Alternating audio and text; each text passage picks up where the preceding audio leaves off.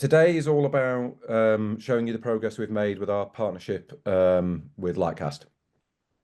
So this is about a sort of demonstration of the benefits of linking jobs and skills data to sectoral classification data in our platform. So I've got a range of speakers today joining me. So first of all, I'm Alex. I'm one of the co-founders and CEO of the Data City. The actual right thing. I've also got Andrew Purdy, who's an economist and data scientist in the Data City team, who works sort of between clients and product development and leads on the data integration and partnership with Lightcast. And Andrew's going to give you a tour of some of the ways we've been applying the data, specifically in relation to our work on the industrial strategy mapping. I've got Will Cookson joining us from Lightcast. So Will's the Director of Communities and Government at Lightcast. He's going to do an overview of the Lightcast solution. And again, from Lightcast point of view, the relationship between what they do and what we do. I'll talk a little bit more about that in a second. We've then got Matt Robinson joining us from techUK. So Matt's Head of Nations and Regions. And Matt's going to take you through a case study where we've applied this data in anger to the digital technology sector tech index work earlier, last year, wasn't it? Yeah. So essentially what we've built is a new data set. So this isn't trying to sort of build Lightcast in the Data City or the Data City in Lightcast. This was a recognition that if we can join a subset of the Lightcast data to firms in our platform, we can provide a data point that doesn't exist anywhere else, which is a longitudinal view of the trends of the jobs and skills requirements of sectors. So obviously, being the Data City, that's very focused on our RTIC products. So these are sectors without SIC codes in the main. So how can we understand what the jobs and skills requirements of the fintech sector are, or we're just talking about agri-tech and all these sort of new and emerging economies. So Will's going to talk through it a bit more in detail, as will Andrew, but essentially Lightcast try to take a sort of whole of the job advert view. We can match some of those to companies. And it's quite a large number. It's a very robust sample, but it's not a whole of market view. And then what we can do is look at how those job adverts and the skills requirements are changing over time. The other major benefit of working with Lightcast is that they are processing the textual descriptions of jobs and skills into standard classifications. So SOC 4 codes, and importantly, their lot codes, which are sort of similar to our RTICs, designed to classify jobs that don't have a SOC 4 equivalent. And that means we've got, between us, we've built this sort of unique view of the landscape of emerging sectors and their jobs and skills requirements, which is obviously key to those of you trying to ensure that we can grow the economy. Okay, so I'm going to hand over now to Will. So if you want to give me a nudge, Will, when you want me to move the slides on, Will do. I'll drive you and go from there. I was going to say, if anyone's got questions, please do put them in the chat. If you feel a pressing need to talk to us, very open to that. Put your hand up.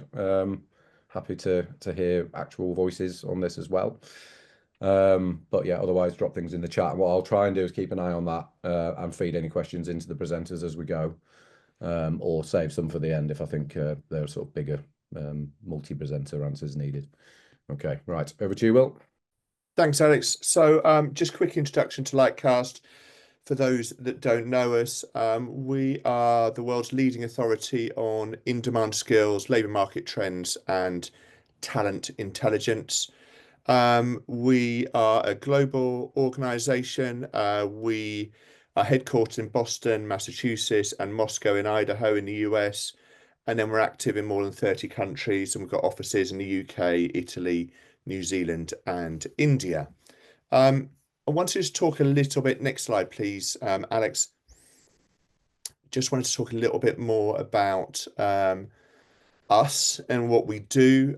Essentially, we are really committed to helping a broad range of customers globally, but also in the UK, to have a trustworthy data set that really helps them understand skills demand and labour market trends. And just going back to the point that Alex made, this is as broad and wide a view that we can provide to inform research, but also to inform operational delivery, essentially.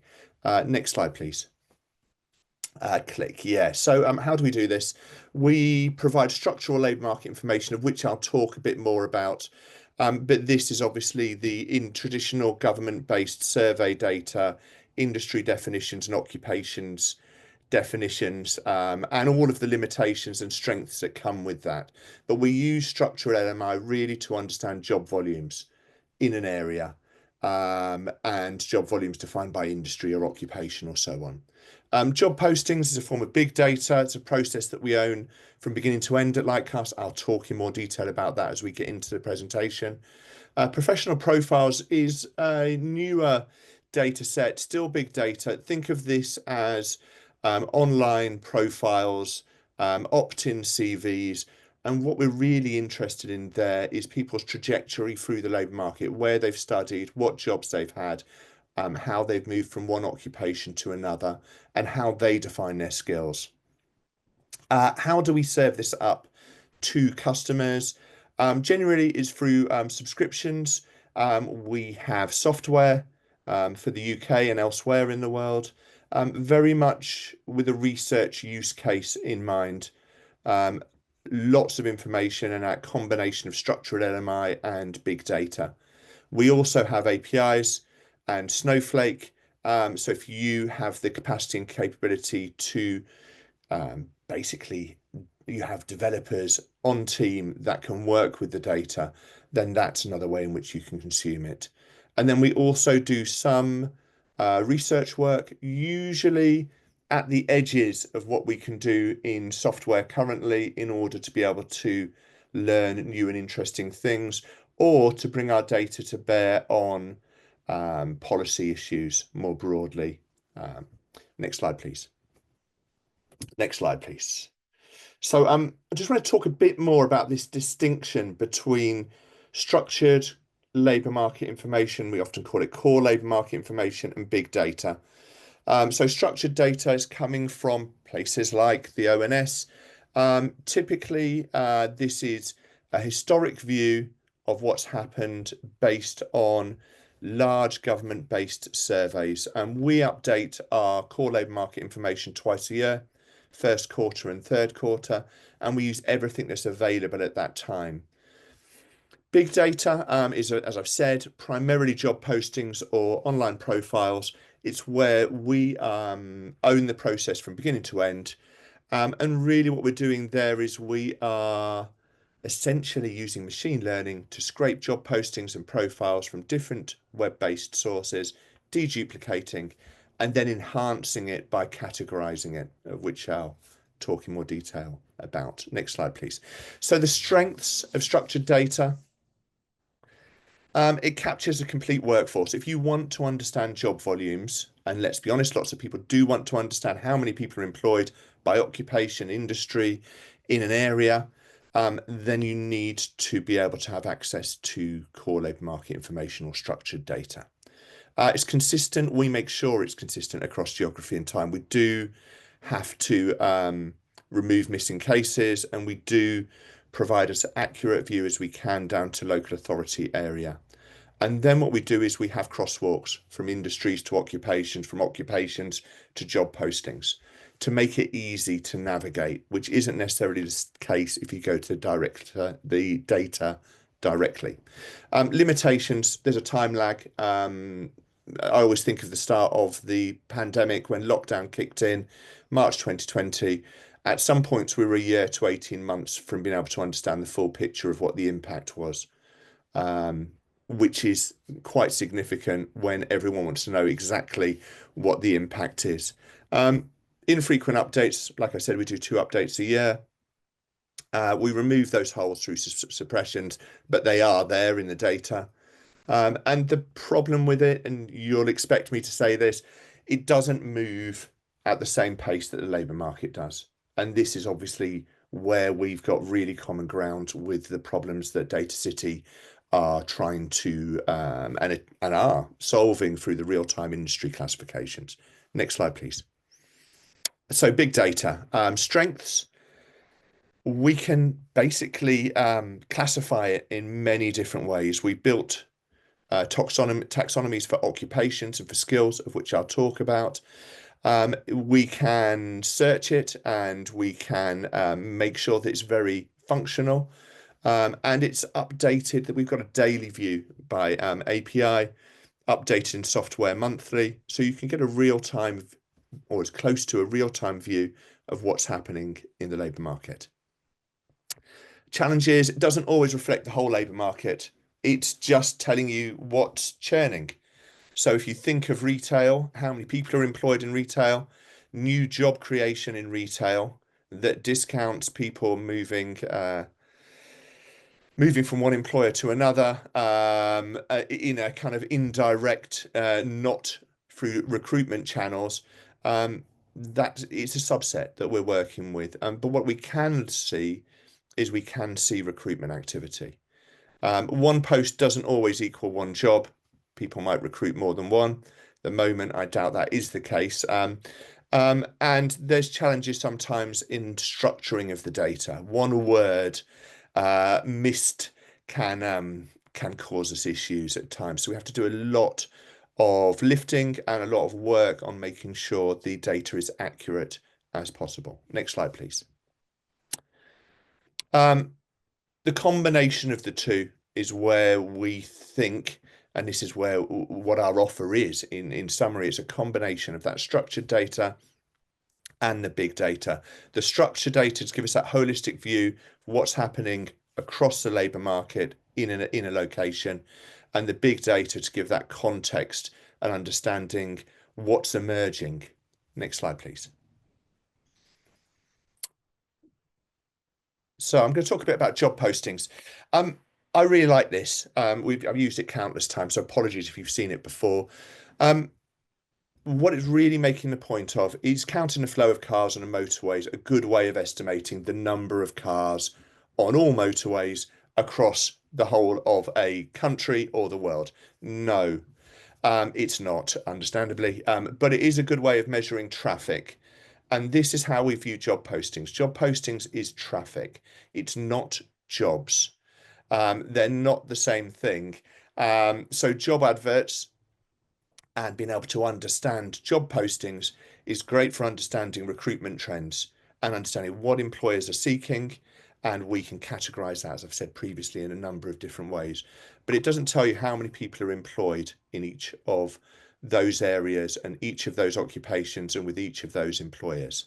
Next slide, please. So I've mentioned this before, job posting, very close to real time. We're scraping postings every day, and within a day or two, we can use that intelligence. 116 million deduplicated job adverts going back to January 2012 compares very favourably with 320,000 labour force survey responses each year. This is a really meaningful and rich data source.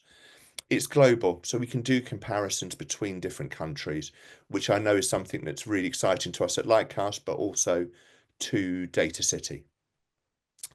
Job postings can be enriched through, and I'll talk about this in more detail, through skills and occupations taxonomies that we've built at Lightcast. Next slide, please. So I'm going to talk a bit about Lightcast Occupations Taxonomy, first and foremost, because this is a way of categorizing occupations that goes deeper than the traditional government standard occupation classifications, and also because this is another place where ourselves and Data City connect. You can almost think of this as a real-time occupational classification. In the way that Data City have the real-time industry classification. There's 4 levels to it: career areas, broad occupation categories, generally mapped to different sectors or industries, but a very high level view, but more detailed than 1-digit SOC. Then you've got occupation groups, clusters of occupations, share similar skills or role requirements. Then you've got occupations level, which is probably the equivalent of SOC 4, but far deeper in terms of the number of occupations that are in scope.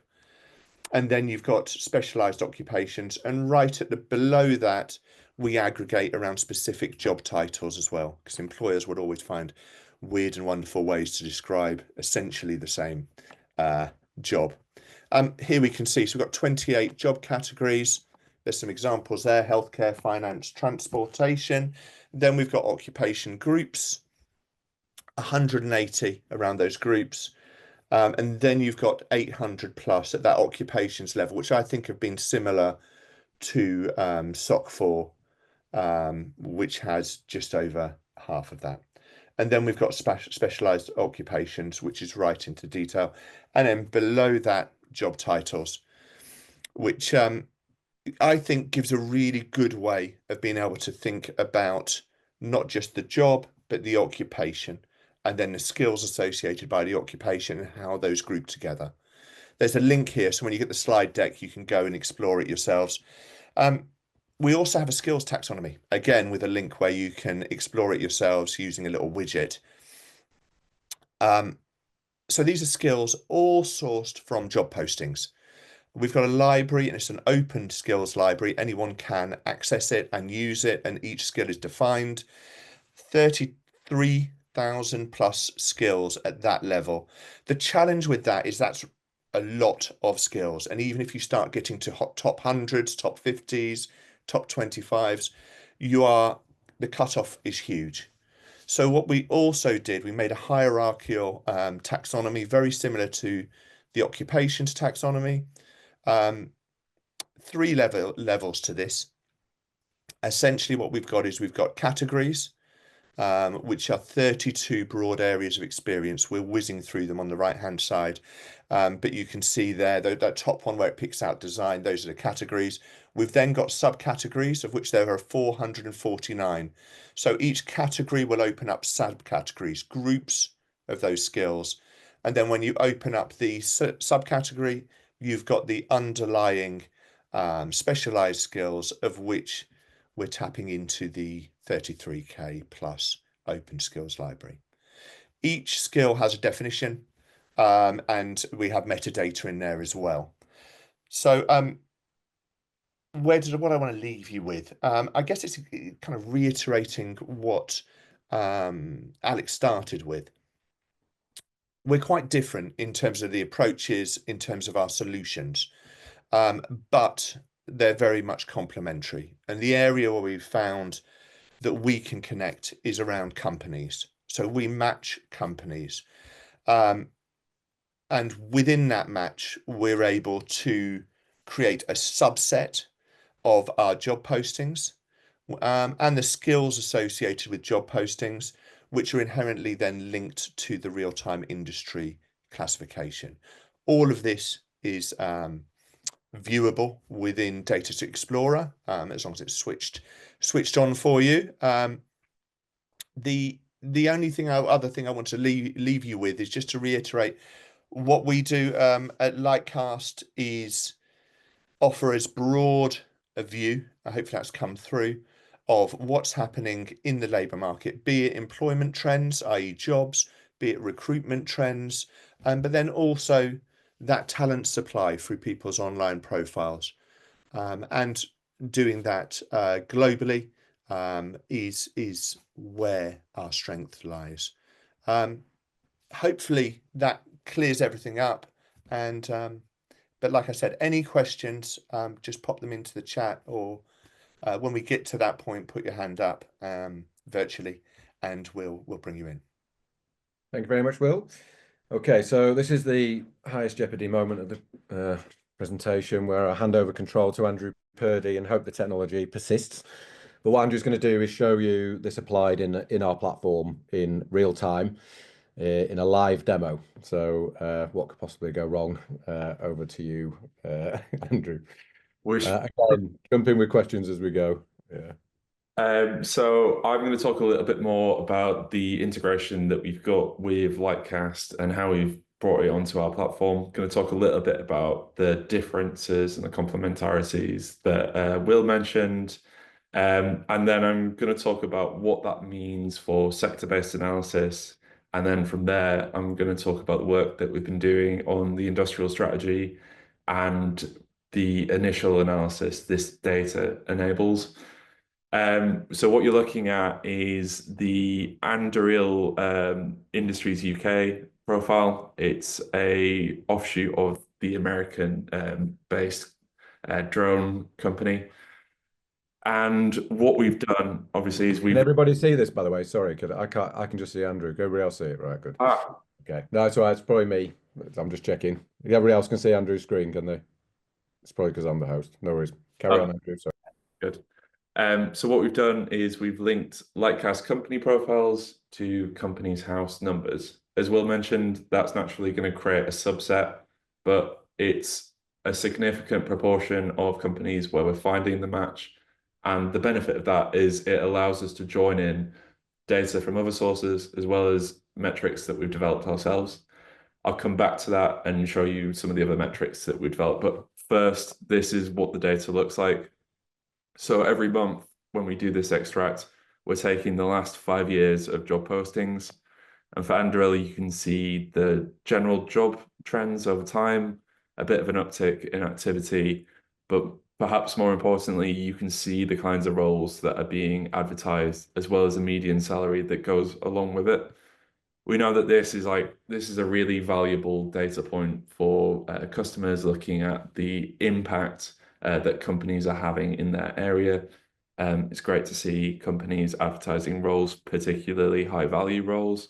So we've got the SOC-based classification that Will was talking about, but we also have the lot-based classification. I'll show you that elsewhere on our platform later as well.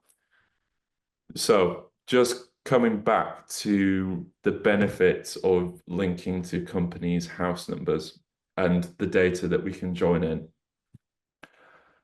So all of our data really goes back to company's house number. It gives you all of the kind of demographic information about companies, where it's registered, the group structure, as well as the financial information. But it also lets us join in metrics that we developed, such as similar companies, growth metrics, whether it's received funding, whether we've classified it as an innovative company based on its website text, whether it's received Innovate UK grant funding. But perhaps the most important area is really the sector classification.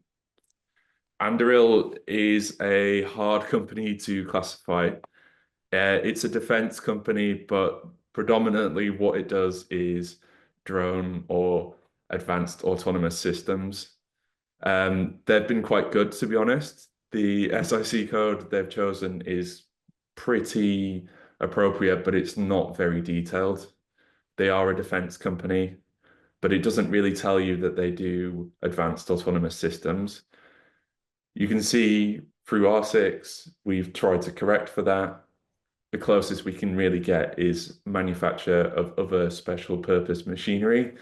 Again, it's not very detailed, which is kind of where real-time industrial classifications or RTICs come in. So earlier this year, we built a defense RTIC based on an MOD taxonomy, and we're working with a industry body to kind of expand that. It's a topic of interest at the moment. But it also fits within other existing RTICs that we have. So robotics and autonomous systems, that's a perfect match. That's a really clear example of kind of the detail that RTICs can offer you where SICs or RTICs cannot. And then lastly, you'll notice that we have industrial strategy sectors here. And over the last 5 months or so, we've been working to map out the industrial strategy sectors. So for context, last year, the government launched its green paper. It identified 8 high potential sectors. and it presented a challenge. The challenge was, how do we actually define these sectors that are, some of them are very at the vanguard of the economy, some less so, but there's that challenge collectively of how we create a common definition for these sectors, and we can all work on this analytical problem from the same starting point, and our analysis can be coherent. So we've been responding to that challenge by considering how we can use existing RTICs and work with our partners to create a common definition for the 8 high potential sectors. So you see the 2 listed here, but we've actually mapped out all 8, and we've produced it in, we've released it in this guide, but we've also brought it onto our platform, and I can show you a little bit what that looks like now. It's not a full live demo. I'm not taking that risk today. So what I've done is I've just selected the defense industrial strategy classification on the platform, and this is what it looks like. Roughly 6,000 companies. It's defined using combination of RTICs as well as some R6, and the R6 were helpfully kind of guided by engagement with partners. I think it was Midlands Engine. So you can see all of the usual financial information, investment funding, employees, turnover, an estimate of GVA. But if we go down to jobs and skills, we can start to see the trends of the sector over time. So this is the 5 years of job postings data that I was mentioning before. It's interesting to see the kind of general trend over time, but perhaps it's more interesting to look at the types of jobs. And just coming back to what Will was saying before about although SOC is more up to date than in industrial classifications, it still lags to a certain extent what's actually going on in the labour market. So if we look at the most overrepresented jobs, you see there is a lot of environmental health professions. That's not particularly detailed. When I saw that, I was wondering what that actually meant. But then I switched it to the Lightcast taxonomy, and you start to get a better picture of what that actually means. And I think it's pointing more towards nuclear engineers and health and safety engineers that make up that environmental health profession. So yeah, that's a very quick overview of how we've integrated Lightcast data into our platform, what it means in terms of it being a subset, and the benefit it offers in terms of the detail we can get by adding other data sources into it, and also what it looks like when you start to roll up company-based analysis into sectors, but also industrial strategy sectors. We know there's a lot more work we need to do on analysis for the industrial strategy. And yeah, really happy to kind of explore with people what that analysis could look like. But yeah, that's enough for me. I think this is a nice segue over to Matt, who's going to talk a little bit more about one of the other industrial strategy sectors, more on the digital and technology side. I think, are you in charge of the screen now? I've taken back control, Matt. Yes. Take back control, Alex. Yeah. So you direct me. That's great. Thanks ever so much. Yeah. Just if you pop on to the next slide. Yes, I'm Matt Robinson. I'm head of nations and regions at techUK. For those of you who don't know techUK, we're the trade association for the tech sector, when we represent just about every bit of the verticals and parts of the industry that you know and love. And really what I want to focus on today is the work we've been doing with Data City around our local digital index, which started last year. But the history of the index goes back to 2021. And really during the pandemic, what we were thinking about was, how do you really understand what makes a strong tech ecosystem? And we felt there were these fundamentals that you can see on the screen there, these different components, which getting them right will help improve and grow a digital economy and tech ecosystems across the UK. So I won't read them all out, but what I will say is that some of those have been easier to measure than others. The one that I always cite is collaboration and coordination. It feels it's a little bit like art, that you know it when you see it, or you know it when you like it, but actually having a metric for it is really, really difficult. So we've parked some of them, but where we can, we have tried to make sure that we measure and get metrics behind as many of these as possible, which has led to the growth of the index from 2021. And techUK now working with Data City on a 3-year program of work to develop and grow the local digital index. The first of those was published in December of last year and launched in Manchester with Mayor Andy Burnham, which was great. And it's brilliant to see that combined authorities, government, local authorities, and others are using the index and having conversations with it about it, and how those numbers start to shift. One of the things we were keen to do, and I noticed it in the chat, was about how can you get down to more local authority data? And we've tried to do that, and Data City have been brilliant at doing that, where we can get down as low as possible. But what we have found is that actually working on a slightly larger geography, such as a combined authority, is better depending on the component. So you can risk going too small and losing the narrative and losing the data that you really want to capture. But if you go to the next slide, please, Alex. So in building out 2024's index, and what we're looking to do is update for 2025, I'm really keen for the feedback from those online and those who are using the index, so that we are working with Data City to help grow our index. What you see below there in the bullet points under infrastructure, investment and R&D and skills are the components that we've got for the index this year. And on screen is a link to the index. I'm not as brave as Andrew doing a live demo. I couldn't do that. I knew it would have fallen over for me. But what we're really keen to do is say, actually, how do we understand the UK's digital economy? And on the right of your screen there, you'll see some of the stats that we've cited on the index and what we've looked at. And this is a fast-growing sector. We know that it employs a lot of people and impacts a lot of different industries. But actually, there's a real risk that you start to just include everything in the digital economy. We need to make sure that we're drawing lines and be discerning about what we mean, where the real digital economy is.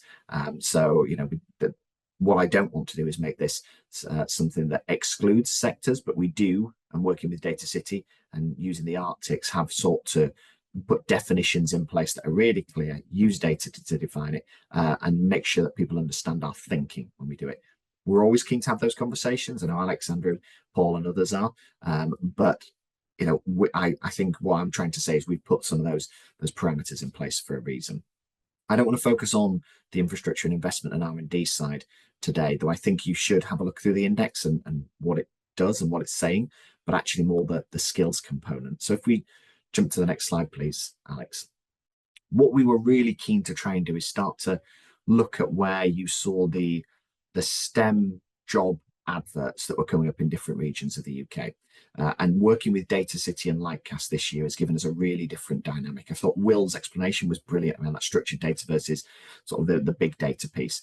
We found a lot of people have said to us, that's great, we've got some of this structured data, we know that where that is, we know what we can do with it, but we're actually interested in the bigger story, the bigger narrative, and how we can make decisions based on that, and what we can look to do in terms of implementing policy, programs, further investment, or pieces of work that we want to develop in future. So what you see on your screen there is a sample of what's online with our index, showing the job adverts across the UK. And perhaps surprisingly, what you start to see around Greater Manchester and West Yorkshire is there's a huge number of job adverts that are coming through, much more than London, twice as much as is coming through in London, actually, for some of these roles. Yet we're thinking about our digital economy in the UK as a London-based digital economy, when we've got areas of the north of England, parts of Scotland that are desperately keen to grow, that are looking for brilliant people, but perhaps don't have the opportunities. The jobs are being advertised, but they don't have the staff, the people, the recruitment opportunities that are coming through to get these people into roles and hence grow their company.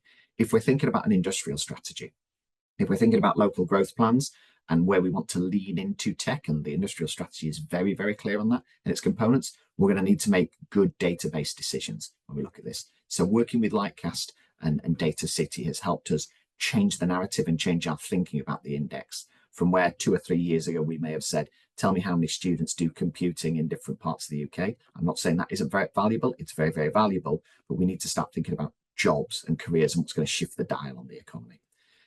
If you go to the next slide, please, Alex. So here, what we started to look at is actually the roles and the intensity in certain areas and taking it as percentages of the economy. And again, perhaps surprisingly for some, what you're seeing is west of England is the highest there. Just pipping, and I say this is somebody from Leeds and a Yorkshireman, just pipping West Yorkshire. But again, it shows you and tells that story that we see from the previous slide, that there's a lot going on in different parts of the UK and outside London, and that we need to be leaning in and making policy-based decisions on this. One of the questions I got when we were developing the index and we first started to trail this was, why aren't you taking this down to local authority area? And I think that's a fair question, but part of the risk is that you can start to not see the bigger case that's being made in slightly wider geographies. What we know is that people will not just they will not live in Bradford and just do jobs in Bradford. They're going to go to Leeds, they're going to go to Manchester, they're going to go to other areas. So trying to tell that slightly bigger story is really important. What we can't do just yet, because of the way the index is set up, and I'd love to do it, is track everything. But that's why people should be signing up to go and look at the Data Explorer tool and looking at Lightcast, so that they can explore that further, because the index is meant to be a sample. It's meant to be sort of, to use Paul's language, killing the report off and giving you a tool that you can use to be able to analyze and see some of this data. What it's not meant to be is a cheap version of Data Explorer and Lightcast. It's meant to show you what some of this does. If you really want to get into the nuts and bolts of this, then you need to be signing up to those platforms, and techUK already does, and that's part of our partnership and relationship with Data City too. So what does this look like, and what next? So I think where we're thinking for 2025 is actually looking at growing this and it being part of a suite of work for techUK around a wider UK Digital Economy Summit. We are very, very keen to grow the platform, and we're looking at the data that's going into it now. It's likely to be published in Q4 of this year, trying to sort of bookend 2025 and give us 12 months-ish from the last index. What's come through very, very clearly in terms of feedback is grow the skills component. That's the bit that people want. So regardless of whatever everybody's saying about AI, everybody really wants to see the skills piece. And for us, we're thinking this year how we can map that with the industrial strategy and local growth plans to validate and show what the impact is being had over time from the components in these areas, the programs that are being delivered, and how it's growing the economy. It's not meant to be a way of holding government to account, though that can be helpful, but it's meant to be a way of actually trying to help business, help industry, help government make decisions as well. And I think the only way we're going to do that is by partnering with the right companies, the right people, and getting the right data as well. And that's how we've seen the index grow from something that was fairly one-dimensional to something that's becoming much more interactive and much more useful for people in how we work with them and with companies as well. So I'll pause there, Alex. I'm happy to take some questions, but just to give people a bit of a snapshot of the index and how we're thinking about this data. Thank you very much, Matt. So I've posted a link to the index in the chat. Will's also kindly posted the links from his presentation to the category widgets that he was presenting earlier in the slides. So you're all welcome to jump on those and explore the data in the actual live environment. Catherine just posted a message. Have there been any thoughts about producing something at upper tier local authority rather than district to remove some of the issues around small areas, but give something to those areas that aren't part of combined authorities? I think that one's coming my way, isn't it, Alex? Yeah. So yes, there is. It comes down to how you define those relationships. So you'll see in Scotland, for example, we use the sort of city region deals. My feeling is that what we're probably going to see, particularly in light of last week, is that some of those gaps in the north of England are going to be filled in, for want of a better phrase, over the next year or two. But we're having a conversation now, Catherine, about what it looks like in the south of England, parts of the home counties and others, where we can try and track this a little bit better. So if you have some thoughts on that, I'd love a conversation about it, because we're keen to fill the map out across the UK. Cool. Couple more. Juan Moreno has asked, what extent do you consider hiring activity a robust indicator of business growth? So I think, Will, do you want to? Yeah, I was going to say that feels like me. That I think it's a really good question, and actually it's quite complicated. I think it is a good indicator of growth, but then I would also want to cross-reference it with volumes of trends of people being employed in an area. So, like, it's a good example of where, from a Lightcast perspective, we would use the recruitment activity and we would cross-reference that with the volumes of people employed um, within the occupational, within the area, and we do go down to local authority area within the data as well. I think it's a useful indicator. I also think from conversations with Data City and understanding the way that they approach understanding companies within real-time industry classifications, that gives you further insight as well, because suddenly you start to understand the financials of the companies in an area and whether that's growing. We've also got some other ideas, haven't we, Alex? But we'll hold those back for a future webinar. But essentially looking at distribution of a workforce across different locations is quite an interesting thing that you could look at, because you will see different levels of growth depending on which part of the company is located in your area. I can Yeah, I can just sort of chip in and say, please I do. think if you're looking at a sort of company level, Mm, it's a different question to if you're looking at a sort of macroeconomic or yeah. regional economic level. I think at a firm level, it's probably a very good indicator in a lot of cases. Mm, And one of the proofs of that is if you were a recruitment agent or a business to business company looking to sell products and services, you'd be very interested to know if a company just posted a load of job adverts. Your presumption would be that that is a growth indicator and that they are going to be in market for buying products and services. So there's a sort of market flag there, which says yes, not always, but better than most data sources. This would be a good indicator of growth. Like Will said, if you then compare that to the context of the overall company's performance, there's lots of yeah. other data you could pull in to prove that it's a growth indicator, which would be stuff like, has it just closed a funding round, secured a grant? What's its overall employment trend for the last 5 years been? And in that context, you'd be able to filter what could be churn from what is an actual growth indicator. Thank you. Raju Kadir's responded. Sorry, yeah. Have you got any other? I mean, by all means, asking her. I think Matt's already answered this. Will this map index update with the new upcoming combined authorities that form? Yes. We're also updating our platform with all the new boundaries as well. So that will flow through in all the filtering options, I think, I'd assume in all our platforms. Alex, I was just going to add there on that. You always get this debate as well, which is how can you go more micro, go lower, lower, lower, and then we get the other side of people who say, what we want you to do is compare this to other parts of the globe as well. So this is great, but actually now can you show us how it looks to Boston, Berlin, and that's awesome, and we'd love to do that. There is a challenge around how you do that, and data that's comparable as well. And I know, Data City, Lightcast, and others are battling that with that. What we don't want to do is start to conflate this as techUK and start to be sort of comparing. And Andrew hears me say this all the time: comparing apples and bowling balls. Yeah, they're both round, but they're fundamentally different. So it doesn't help in terms of making decisions in programs or policy. So we'd rather be clear why we're doing things, and doing less right is better than doing more wrong. You anticipated my question, Matt. Which was going to come to you, which was how interesting would it be? I guess is the question in terms of comparing techUK with, like you already picked, but Boston would be a great example, but there are others. I do think in terms of emerging tech, US is an interesting comparator for UK. It's one we've used.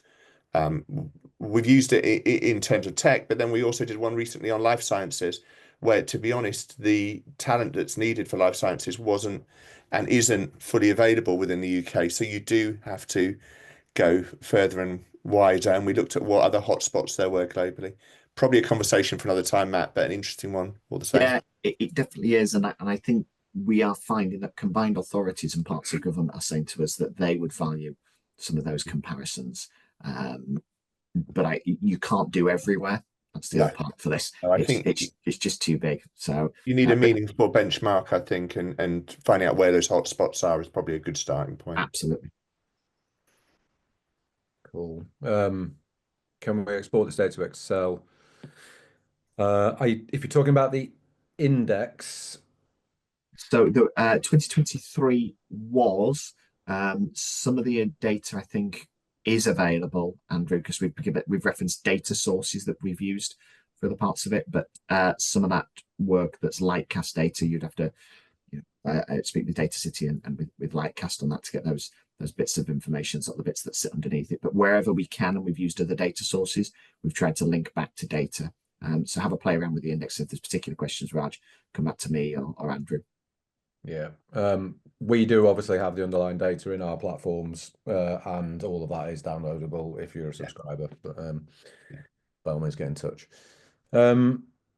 Any further questions from how granular is TDC addressing skills per sector? And so all our data is firm level and postcode level and then aggregated up. So it's as granular as it comes, and it goes back 5 years. Its only limitation is whether we've been able to successfully match jobs to companies. But like I say, the sample is now in the millions of job adverts, so it is a robust data set. Do we track retirements from work? We don't. Does anyone here? We do to some extent, and this is where I'm going to get slightly geeky, but I'll keep it as clean as possible. Essentially, within the core labour market information, we have a figure by occupation that allows for replacement demand, which is retirement, but it also allows for growth, where we're seeing growth in the economy. Not that there's lots at the moment, but then we also allow for something called inter-occupational churn, people coming from unrelated occupations. That in itself is quite an interesting metric, and it gets used a lot by education providers that want to have a figure to put against particularly vocational curriculum decisions. That's the neat, concise version. But yeah. Okay. Any further questions?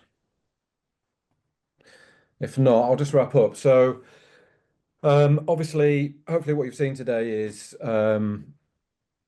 propositions from 2 technology and data providers, both of which have standalone benefits, but then there's also this unique data point in our integration in the Data City platform.